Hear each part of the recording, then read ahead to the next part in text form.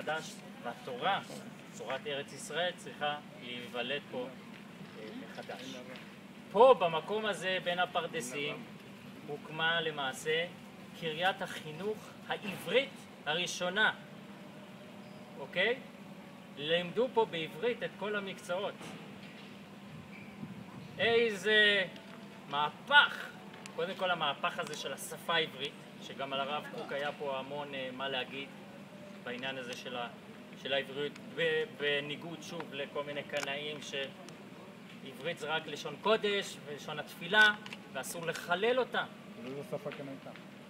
יידיש. רק יידיש או לא? היה או יידיש או ערבית. שפות זרות אחרות. פה למשל, שוב בקריית החינוך הזאת, היו שני בתי ספר. בית ספר לבנים, ממנו נכנסנו, ובית הספר לבנות. עכשיו, זה היה קריית חינוך חילונית, ההפרדה הייתה מקובלת, אבל זה לא רק שני מינים שונים, זה גם שני מנהלים שונים, שתי אגודות שונות שניהלו את זה. אחת של חובבי ציון, שכל מה שחשוב להם זה העבריות, ושוב הרעיון הלאומי העברי הוא מאוד בדמם, וחברה אחרת אליאנס, כיח, כל ישראל חברים, צרפתים שדואגים לזכויות של היהודים בכל מיני מקומות בעולם וגם בארץ ישראל, והם דווקא לימדו גם בצרפתית, כן? והיה לימים מלחמת השפות בטכניון, בטכניקום, באיזה שפה ללמד, בלגן בלגן בלגן.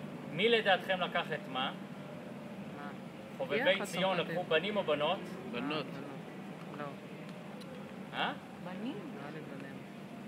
יפה אמרת. הם לקחו את הבנות. המנהל היה יחיאלי. שוב, הבנות שיקבלו את ה... כי מהבנות יבוא השינוי. והם אמרו, פעם ראשונה, לא נלמד את הבנות רק תפירה וכלכלת בית, נלמד אותם גם כן מקצועות הוראה, כן? זאת אומרת, מקצועות הרבה יותר חינוכיים של להשפיע, של להעביר לדור הבא. זה היה הבית ספר של חובבי ציון.